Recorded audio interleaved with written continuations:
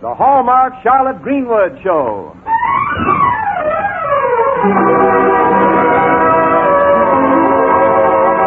Welcome now to our show. Here's a friend you all know. Charlotte Greenwood is with us again.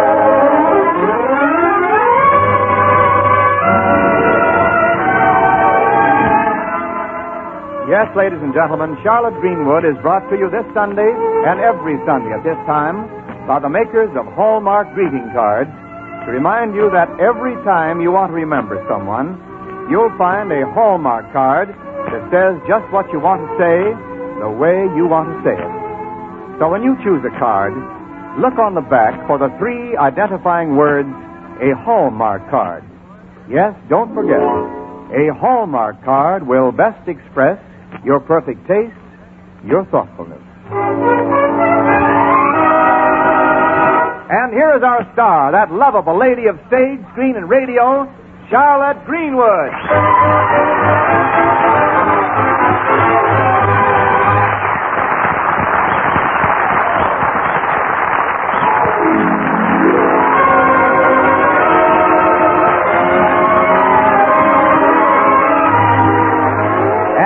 The Barton residence where Charlotte is bringing up the 3 Barton children, young Bobby and teenaged Barbara and Jack.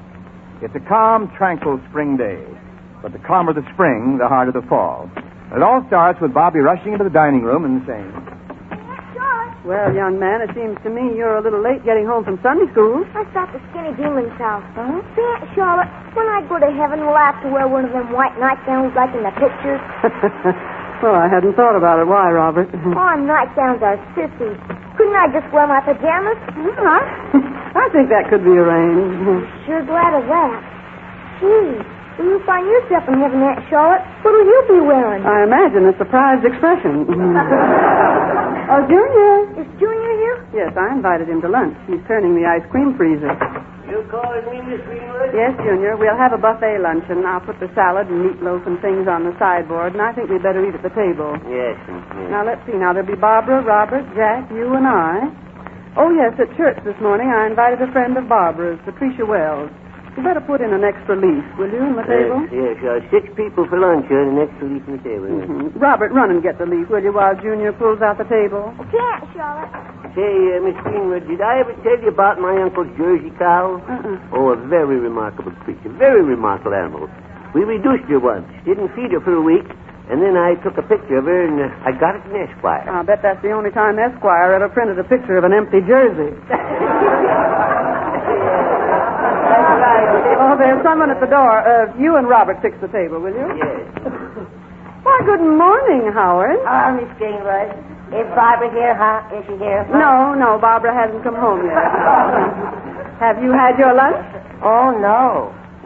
Well, come right on in. Thank you. Barbara stopped off at Patricia Wells' house. She's bringing Pat home to lunch. Pat Wells is coming here? Gee, gosh, golly, Pat. She's just my type. You know, sophisticated. Oh, well, Miss Greenwood, she's been engaged twice. You know how it is. No, how is it? You see, first she got engaged to Jeff Hawley, and then she went away to school in New York and got engaged to a fellow named Teddy Warner. Nice. You've got a very engaging personality. Yes. Oh, engaging. Yeah. Well, I don't see why anybody wants to get engaged. It just leads to marriage.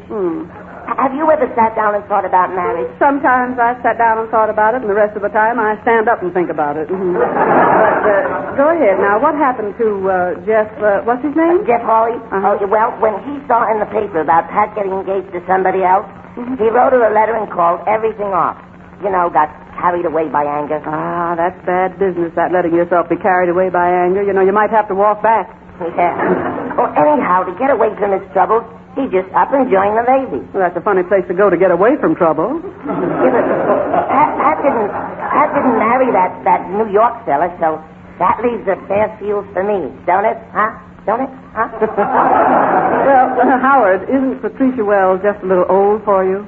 Oh, I ain't as young as I am. Hmm? I ain't as old as I used to be because I never was. I mean, Look, Howard, you're 16. Now, how old is Pat? Oh, Pat's just turned 22. Well, turn 22 any way you like. It's still 22. Yeah, but... Oh, say, Miss Greenwood. Howard, will you wait in the living room now, and I'll let you know when Barbara and Jack get here. Oh, okay, Miss Greenwood.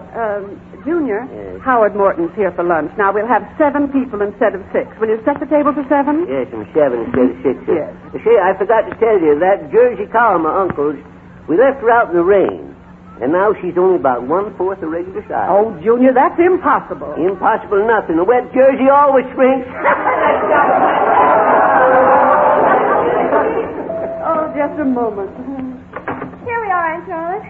Oh, hello, Pat. I hope I'm not late, Miss Greenwood. I didn't even stop to change my dress. Do I look all right? Oh, that dress brings out the blue in your eyes beautifully. Oh, thank you. I left home in such a rush. If you don't mind, I'll pretty up a bit.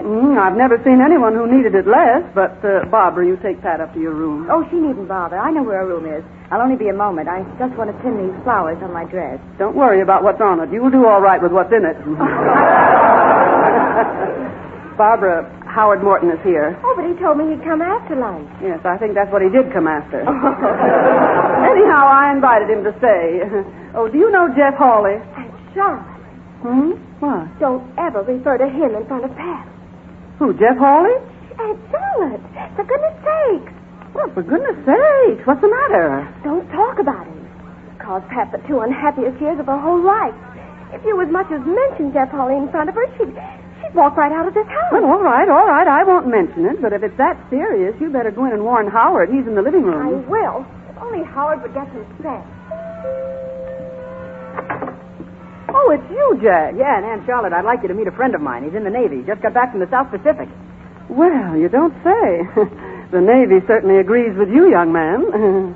Have you had your lunch? Why, no. Well, come in. This is my aunt, Charlotte Greenwood. Thank you, Mrs. Greenwood. Only it isn't Mrs. Greenwood, it's Miss Greenwood. Oh, I'm sorry. You're sorry. Oh, Junior. Miss Greenwood, won't my staying for lunch inconvenient? Oh, not at all. Besides, there'll be some young ladies here who'll really go for a Navy uniform. Oh, what's so attractive in a Navy uniform? A sailor. Yes, I'm coming. Junior, put another leaf in the table. Instead of 7 for lunch, we'll have 8. 8. I said 8, yes. How's the ice cream coming along? Gee, homemade ice cream. Say, how about me giving you a hand at turning that crank? Oh, fine. Just ready to put the cream in. Too bad, though, we ain't got a shrunken cow like my uncle had. A shrunken cow? Yeah. Now, what's a shrunken cow good for? Condensed milk. You know, Aunt Charlotte, Jeff used to be scoutmaster of my troop. Jeff? Yeah, Jeff Hawley. You mean that young man is Jeff Hawley? Charlotte, will you please stop talking about Jeff Hawley? Well, what do you mean, stop talking about Jeff Hawley? I brought him home with me, and Aunt Charlotte invited him to stay for lunch. Oh, Aunt Charlotte, how could you? Well, you've got to ask him to leave. You've got to explain to Jeff and let him put his pride in his pocket. Did you ever see the size of a sailor's pocket? He's bound to have more pride than that. Well, what do you mean? Ask him to leave. Well, Jeff Hawley's a friend of mine. I've been closer to him than any friend I've ever I had. don't care. Pat Wells is upstairs. Oh, for corn's sake, who invited Pat? Well, I guess I did. If Pat sees Jeff here, she'll never speak to us again. Yeah, and Jeff isn't so anxious to see her either. Dear, I'm sure everything will turn out lovely. Well, if it isn't Janet Gregory. Well, have you had your lunch? Why, no. Well, come in. I will, but I don't know whether I'll stay. Mr. Jack Barton said he'd come for me in his car, but he doesn't bother to keep his promises. Oh, now, Janet, you know Jack keeps his promises. He simply forgot. Well, how would you be feeling when you were the type men forget? Oh, I'm feeling fine. Anyway, Janet, I didn't forget. I was coming over later. I had someone else in my car. Jack brought home a very dear friend for lunch. That's right, Janet. A friend he's been very, very close to. Oh, hello there, Janet. How are you? Oh, Pat Wells. So you're the friend who's here for luncheon. Why, yes, I guess so. You're the one Jack's been so close to. Oh, but he didn't mean that close. Hey, now, wait a minute. Janet, the friend Jack brought home for lunch is, Hey, Charles, don't mention that name. Hey, where is everybody, huh? Where is everybody, huh? Pat Wells. Oh. Hello, Pat. Hello, Howard. Gee, that's a swell-looking dress. What is it, a formal tea gown? Oh, no, it's just a simple little dress. I never wear it to teas. Well, it certainly has that effect. Howard, dear, would you like to take me into the living room? Huh? What for? What do we do? Huh? Oh, you can whisper some sweet nothing in my ear. I'll bet you're good at that. Yeah, I kind of guess I am sort of good for nothing. Well, how do you like that? My best girl and my best pal. Jack, stop shouting. Your face is all red. Uh-huh. It looks like a bad case of poison envy. Okay, folks, the ice cream is... Pat. Oh, Jeff Hawley. It's all a mistake, Pat. It's all a mistake. I think I'd better be going, Jack. Oh, no, Jeff. Now, children, if you'll listen just for a minute, I'll explain. You see, it happened to Jeff. I'm not interested in Mr. Hawley, and really, I think I'm the one to go. Oh, but Pat, you can't do that. Lunch is all ready. Everything's all arranged. Well, all right, I'll stay, but I hope you'll excuse me right after lunch. Me too. Jack, dear, let you and I go in the living room. Perhaps you could whisper some sweet nothings in my ear. What do you say, Barbara? Do you mind if I tell you some sweet nothings? I see. When a man likes you, he simply says nothing. I'm beginning to see how popular I've been. Hey, Miss Greenwood. Now, just a second, Junior. Now, all of you go in the living room. Yes. Hey, what's the matter with that bunch? Well, I have a hunch that bunch needs lunch. Now, hurry it up, will you? And, Janet Gregory's just dropped in and said at 8 there'll be 9. 9? Uh-huh. Now, just a second, Miss Greenwood. Oh, excuse me, Junior. Oh. Well, Judge Cronin and Mr. Anderson, good morning. Hi, good morning, Miss How are you, Greenwood. Charlotte? Well, boys, have you had your lunch? Why, Junior, it'll be 11. Well, we were really out for a little walk. You know, I love walking. except he rode all the way out here in my car. Well, riding in your car, Mr. Anderson, would make anyone love walking. Well, if Conan keeps putting on weight, he will walk. I'm taking no chances on busting a spring. So fiddly diddly. I never saw anyone so fussy about a car. Anderson takes better care of it than he would a baby. No, there's no shortage of babies. So they tell me. And Charlotte, you've got to do something. Janet and Jack are mad. Pat and Jeff won't speak. Everybody's snarling at each other. In a minute, they'll all be walking out of the house. Walking out of the house? Wait, I've got an idea. Junior? Yes, your lunch is ready right now. Yes, well, we're not having lunch. What? We're going to have a picnic. Picnic? And Charlotte, if they can't get along here in a comfortable house, how are they going to get along somewhere in a picnic? That's right. Besides, how would we go? Oh, Howard will be glad to take his car. One car for all those people? Mr. Anderson has a car. Well, you see, Charlotte, the gas shortage, you know. Yes, well, we can use a little gas to show a sailor a good time. Now, come on, now, let's get everything packed. Yes, and I suppose the basket is the best container for the food. But what do you figure is the best milk container? Your uncle's cow. Now, come on, now, let's get started. We'll have a perfectly lovely day.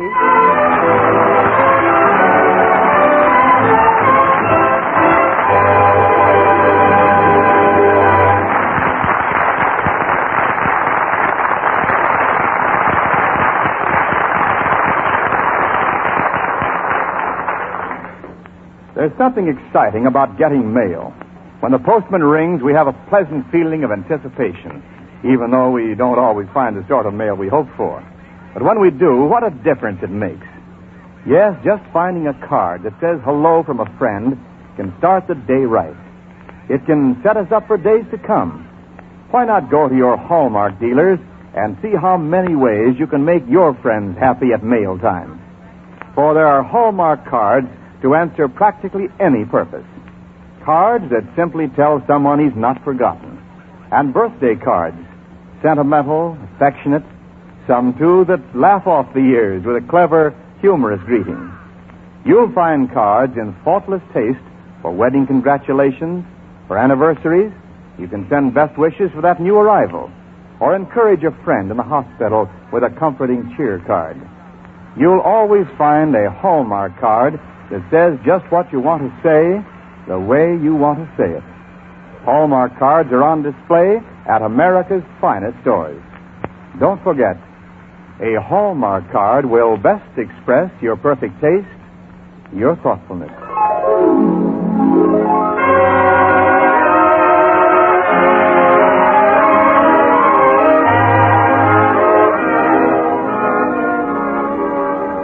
And so back to our story. Charlotte's luncheon, originally planned for 6 people, has turned into a picnic for 11. They're now on their way to the picnic ground. In the first car are Charlotte, Willie Anderson, and Judge Cronin in the front seat, with Jack and Janet, Pat and Jeff in the back seat, and still bickering. And Charlotte, I don't see Howard's car. I thought he was going to follow along right behind us. Oh, Howard will be along. He has a road map. I marked it very plainly for him. Well, I wouldn't even trust Howard with a road map. Well, he isn't the only boy I wouldn't trust. All men are deceivers. Oh, man. That's a laugh. Yes, all men, Jeff Hawley. Oh, I wouldn't trust a man as far as a corner. I trusted a girl as far as New York went. What a mistake that was. Oh, I don't know. Miss Greenwood, you've heard about a sailor having a sweetheart in every port. Yes, Pat, I think the Navy arranges things wonderfully. Imagine what would happen if all his sweethearts were in one port. That isn't anything to laugh about. Oh, now listen, Janet, And while we're on the subject, I know some girls who can't be trusted either. Meaning who?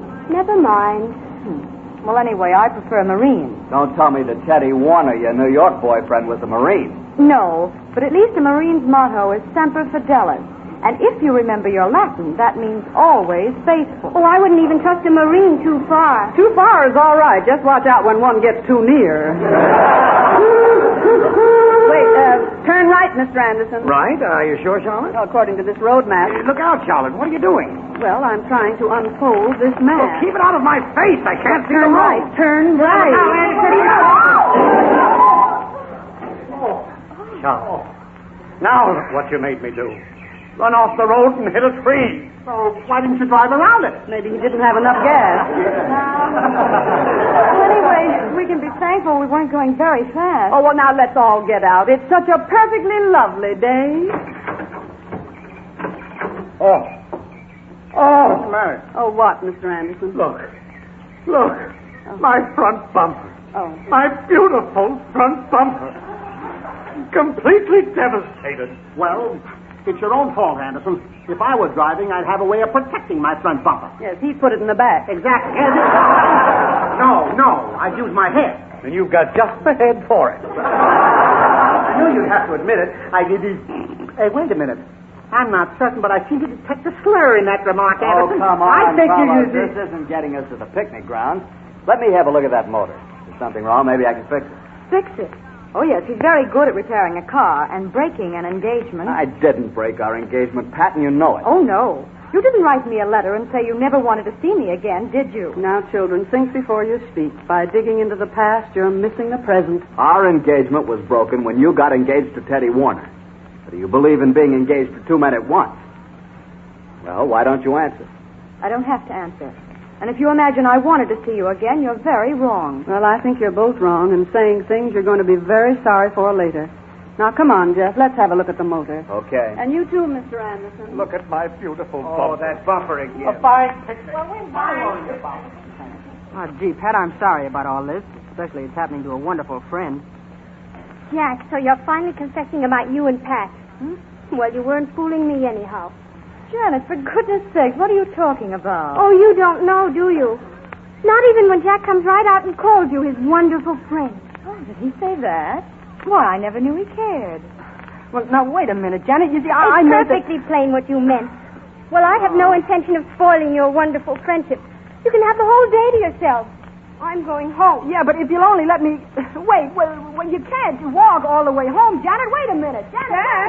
Janet, we found out what's the matter with the car. Oh, now, where are they going?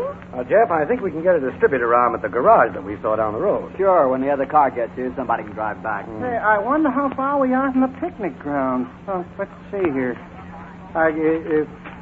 Miss Greenwood, Yes? there's something definitely wrong with your map.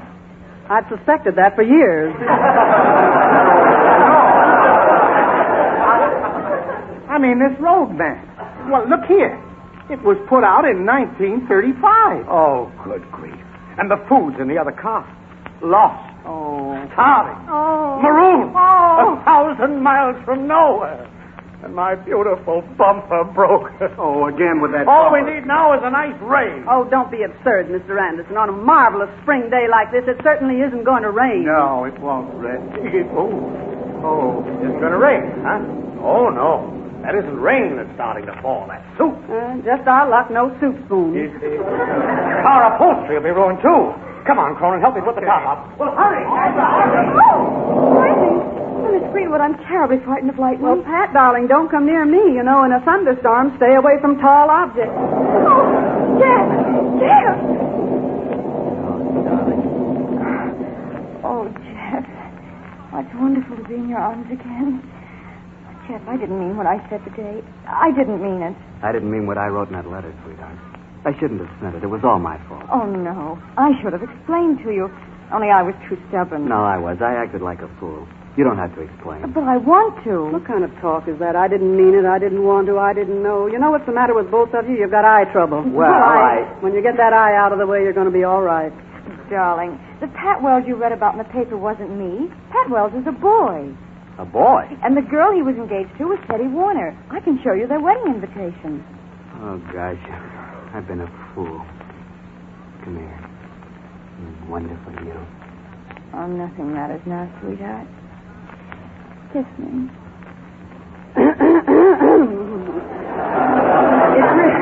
It's really beginning to pour. But we'd better find shelter. I say it's really beginning to pour. It's really Oh, it's getting monotonous, isn't it?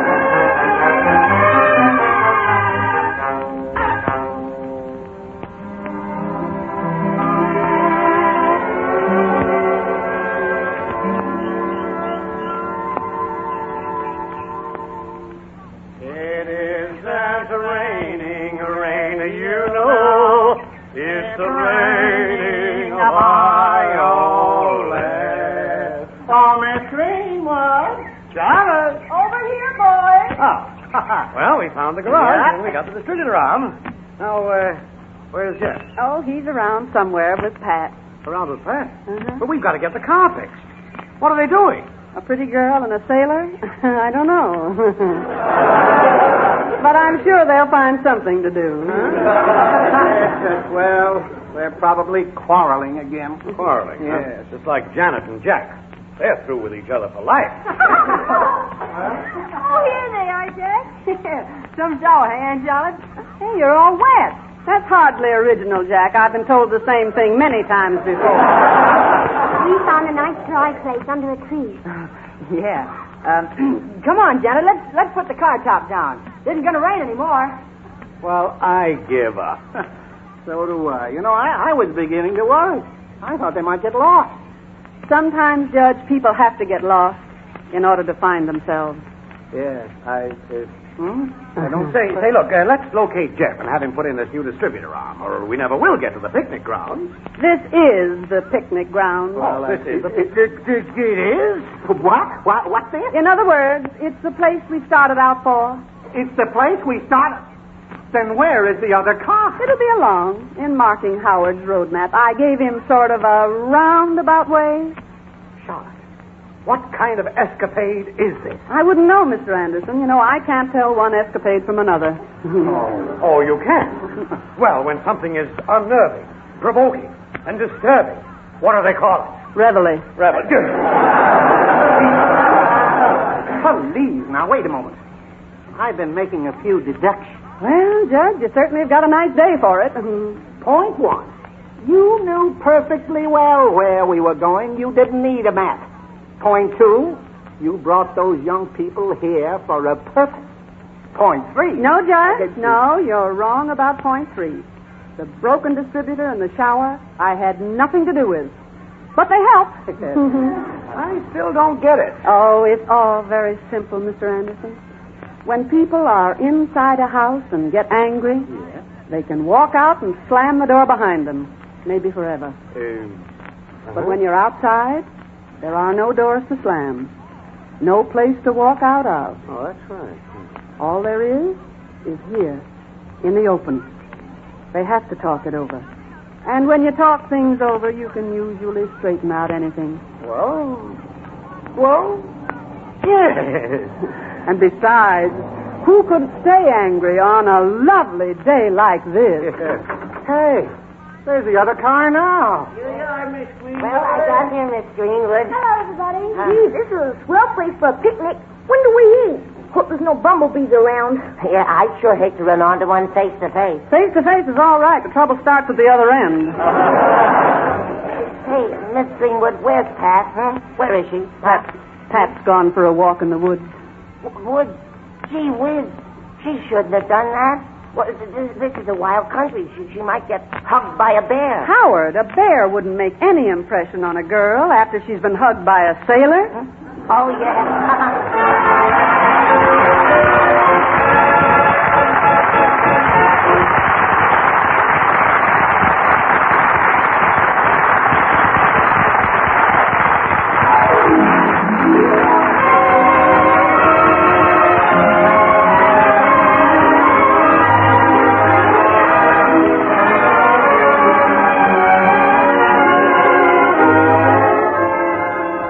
Charlotte Greenwood will be back in a moment. Meanwhile, I want to remind you again, the next time you buy a card for any occasion, look on the back for the identifying words, a Hallmark card. Hallmark. A Hallmark card. Like sterling on silver, those 3 words are your assurance of finest quality. They tell your friends you cared enough to send the very best. Yes, a Hallmark card will best express your perfect taste, your thoughtfulness. And now, Charlotte Greenwood. Friends, we've been asked by our government to save paper. Now, paper may seem a tiny item, and yet, in the task that lies before us, nothing, no matter how small, is unimportant. You know, I'm reminded of a little verse. This is a world of great events, of tremendous happenings, and yet they're curiously made up of a lot of little things. A glorious victory is proclaimed, a continent set free. But many men have shared in that, yes, and folks like you and me. Another hard path lies ahead, and we'll only reach our goal through the everlasting power of everlasting soul. No matter what besets our way, nor what the struggle brings, remember, great conclusions come through success of little things.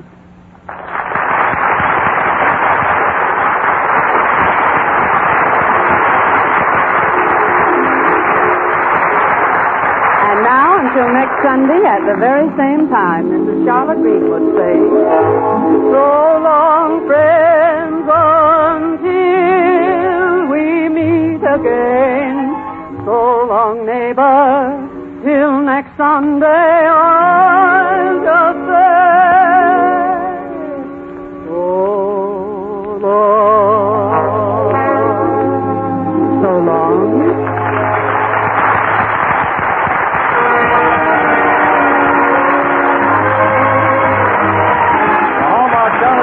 Show is written by Jack Hasty and D.H. Johnson, directed by Thomas C. Baron Smith. By special arrangement, Miss Constance Moore played the part of Patricia Wells. Others in the regular cast with Miss Greenwood were John Brown, Charles Cantor, Edward Ryan, who appeared to the courtesy of 20th Century Fox, and Vanessa Brown by arrangement with Mervyn LeRoy. This is Wendell Niles speaking. This program came to you from Hollywood. In just a moment, over most of these stations, you'll hear Paul Whiteman's Summer Hour, the Mary Macs, and lovely Georgia Gibbs. This is the Blue Network of the American Broadcasting Company. 3 o'clock at KECA, Los Angeles.